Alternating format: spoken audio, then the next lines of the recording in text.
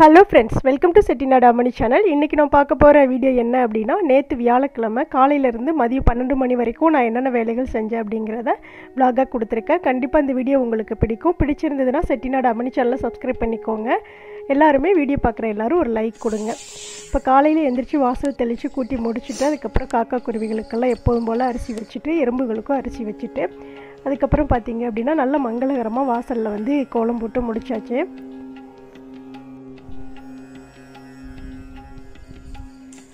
அதுக்கப்புறம் இதெல்லாம் வந்து நம்ம வீட்டில் காலையிலே வந்து பூத்திருந்த பூக்கள் வந்து இது பார்க்குறக்கே ரொம்ப அழகாக இருக்குங்க. காலையில் வந்து வாசல் தெளித்து கோலம் போட்டு முடித்தோடனே இந்த செடிகள்லாம் அப்படியே போய் நான் பார்ப்பேன். வீடியோவை எடுத்து உங்களுக்கு தினமுமே ஷார்ட்ஸாக கொடுக்குறேன். நேற்று ராம நவமி நாளில் பார்த்திங்கன்னா காலையிலே வந்து டிவியில் வந்து ராமருக்கு வந்து அபிஷேகம் போட்டுட்ருந்தாங்க. நல்லா அபிஷேகம் அலங்காரம்லாம் போட்டு நல்ல மந்திரங்கள் பாட டிவியில் ஓடிட்டு இருந்தது. நல்லா காலையிலே நல்ல ஒரு வைப்ரேஷனாக இருந்தது. அது பார்க்குறக்கும் கேட்குறக்கும் ரொம்ப ரொம்ப நல்லா இருந்தது. அதை கேட்டுக்கிட்டே நானும் நம்ம வீட்டில் வந்து விநாயகருக்கு வந்து காலையிலே பூஜைகள்லாம் செஞ்சேன். நானும் நேற்று ராமர் அப்படின்னு நினச்சிக்கிட்டு மனதார வந்து சாமி கும்பிட்டு முடிச்சுட்டு காலையிலே வந்து விநாயகருக்கு நம்ம வீட்டில் பூத்த செம்பருத்தி பூவெல்லாம் பறிச்சுட்டு வந்து சுவாமிக்கு வச்சு நல்லா அலங்காரம் பண்ணிவிட்டு காலையிலே வந்து தீபம்லாம் ஏற்றி நல்ல மங்களகரமாக வந்து சாமியை கும்பிட்டு முடிச்சுட்டு அடுத்த வேலைகள் ஆரம்பிப்போம் அப்படின்னு அந்த வேலைகள்லாம் செஞ்சு முடித்தேன். ஏன்னா வெள்ளிக்கிழமை இன்றைக்கிங்கிறப்போ நேற்று வியாழக்கிழமை வீடெல்லாம் க்ளீன் பண்ணுற வேலையெல்லாம் இருக்கும் அப்படிங்கிறக்கு வேண்டிய வந்து வேலைகளெல்லாம் பிளான் பண்ணி டக்குன்னு வந்து செய்ய ஆரம்பித்தேன். 12 மணிங்கிறப்பவே வந்து எல்லா வேலைகளையுமே முடிச்சுட்டேன். அந்தளவுக்கு வந்து ஸ்பீடாக வேலைகள்லாம் வந்து செஞ்சுட்டு அதுக்கப்புறம் கொஞ்சம் நேரம் வந்து ரெஸ்ட் எடுத்துட்டேன். இப்போ சுவாமிக்கு வந்து பார்த்திங்க அப்படின்னா நல்லா பூக்கள்லாம் வச்சு அலங்காரம் பண்ணி முடிச்சுட்டு பத்தி சாம்பிராணி எல்லாம் காட்டிட்டு நெய்வேத்தியமாக ஒரே ஒரு மாம்பழம் வச்சுட்டு பக்கத்தில் வந்து பழைய தண்ணி இருந்ததில்ல அதை எடுத்துக்கொண்டு துளசி செடிக்கு ஊற்றிட்டு புது தண்ணி எடுத்து வந்து வச்சு நல்லா மன திருப்தியாக சாமி கும்பிட்டு முடிச்சுட்டு அதுக்கப்புறம் கிச்சனுக்கு போயிட்டு பார்த்திங்க அப்படின்னா ஸ்ட்ராங்காக ஒரு சுக்குமல்லி காஃபி வச்சு இன்னைக்கு குடிக்கலாம் அப்படின்ட்டு சுக்குமல்லி காஃபி போட்டேன். நம்மளுடைய சேனலில் நிறைய விளாகு பூஜை விளாகு எல்லாமே போட்டுட்ருக்கிறேன். எல்லாருக்குமே ரொம்ப யூஸ்ஃபுல்லாக இருக்கும். கண்டிப்பாக பாருங்கள். வீடியோ பார்க்குற எல்லாருமே லைக் கொடுங்க. எல்லாருக்கும் அதை ஷேர் பண்ணி விடுங்க.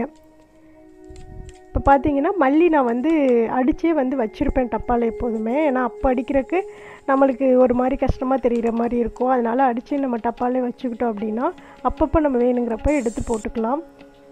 அது கூட ஒரு 1/4 ஸ்பூன் தூள் போட்டுட்டு டீ தூள், நிறைய டீ தூள் போடக்கூடாதுங்க, கொஞ்சமாக ஒரு 1/4 ஸ்பூன் போட்டுட்டு கொஞ்சம் இஞ்சி வந்து தோல் நீக்கிட்டு நல்லா தட்டி வந்து டீக்குள்ளே போட்டுக்கிறேன்.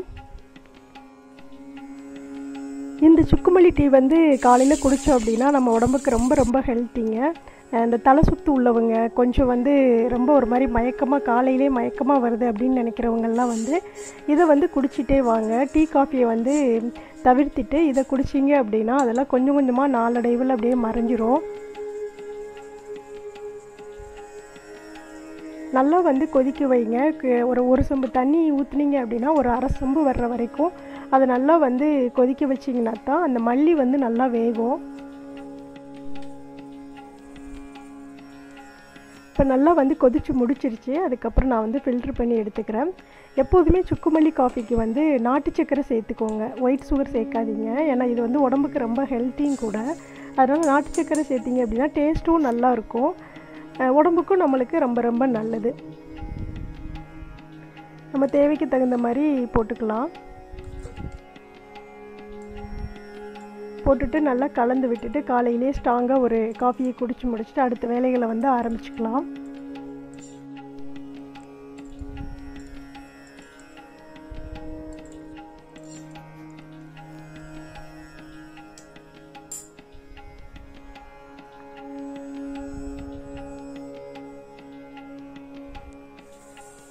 அதுக்கப்புறம் காஃபியெல்லாம் குடிச்சு முடிச்சுட்டு இப்போ வந்து மணி வந்து 7:30 ஆயிடுச்சு. சரி, அதுக்கப்புறம் வந்து தோசை ஊற்ற ஆரம்பிக்கலாம் அப்படின்னு சொல்லிட்டு காலையில் டிஃபனுக்கு வந்து தோசை ஊற்றிட்டு தக்காளி சட்னி பண்ணியிருந்தேன்.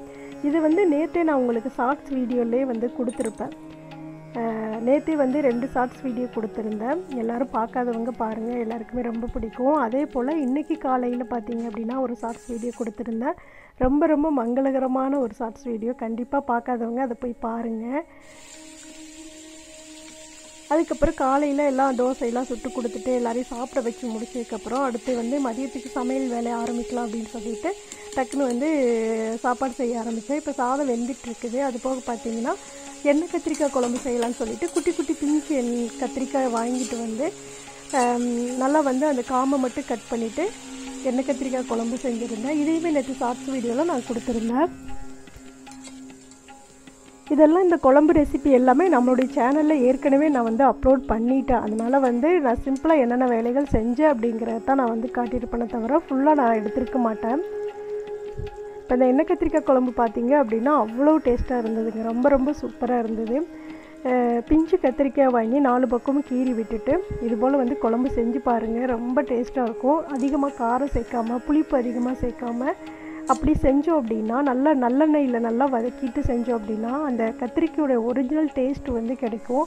ரொம்ப ரொம்ப டேஸ்ட்டாக இருக்கும். நேற்று வந்து கீரை பொரியலும் பண்ணியிருந்தேன்.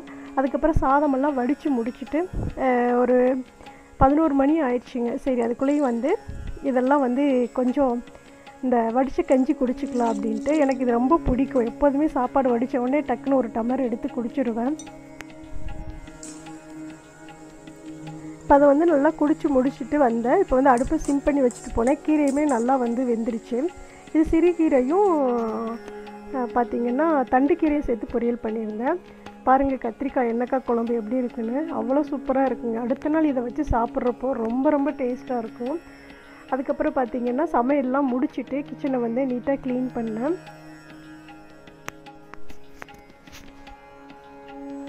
சமையல் செஞ்சு முடித்ததுமே நம்ம டக்குன்னு வந்து கிச்சனை கையோடு வந்து தொடச்சி க்ளீன் பண்ணிட்டோம் அப்படின்னா எப்போதுமே பளிச்சுன்னு கிச்சன் இருக்கும். அதுக்கப்புறம் வந்து பார்த்திங்க அப்படின்னா கொஞ்சம் பாத்திரமெல்லாம் கிடந்தது. அதெல்லாம் வந்து கழுவி முடிச்சுட்டு வீடெல்லாம் கூட்டி விட்டுட்டு தொடச்சி விடலாம் அப்படின்னு சொல்லிட்டு வீடை கூட்டி எடுத்துகிட்டு அதுக்கப்புறம் துடைக்க ஆரம்பித்தேன். ஏன்னா எப்போதுமே வந்து வியாழக்கிழமையே வீடெல்லாம் தொடச்சிருவோம் இல்லையா, அதனால் வந்து வியாழக்கிழமையே வந்து தொடச்சிக்கலாம் அப்படின்ட்டு எல்லாமே தொடச்சிட்டு நீட்டாக க்ளீன் பண்ணிட்டேன். இப்போ வீடெல்லாம் தொடச்சி முடிச்சதுக்கப்புறம் பார்த்திங்கன்னா கொஞ்சம் பூஜை பொருளெல்லாம் இருந்தது. ஏன்னா வந்து வியாழக்கிழமையே விளக்குகள்லாம் விளக்கிடுவோம்.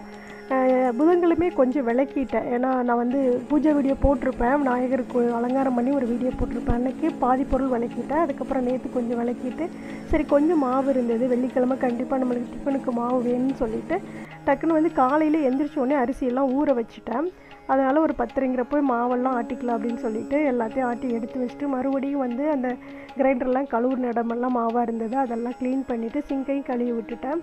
அவ்வளோதான் நேற்று காலையிலேருந்து நான் மதியம் 12 மணி வரைக்கும் செய்த வேலைகள். இந்த விலாக் உங்களுக்கு பிடிச்சிருந்ததுன்னா செட்டிநாடு அம்மணி சேனலை சப்ஸ்கிரைப் பண்ணிக்கோங்க. நம்ம சேனலில் நிறைய வீடியோஸ் போட்டுட்ருக்கிறேன். எல்லாருக்குமே ரொம்ப யூஸ்ஃபுல்லாக இருக்கும். எல்லாருமே பாருங்கள். வீடியோ பார்க்குற எல்லாருமே கண்டிப்பாக ஒரு லைக் கொடுங்க. கமெண்ட்டில் எப்படி இருக்குன்னு சொல்லுங்கள். தேங்க்ஸ் ஃபார் வாட்சிங். நன்றி, வணக்கம்.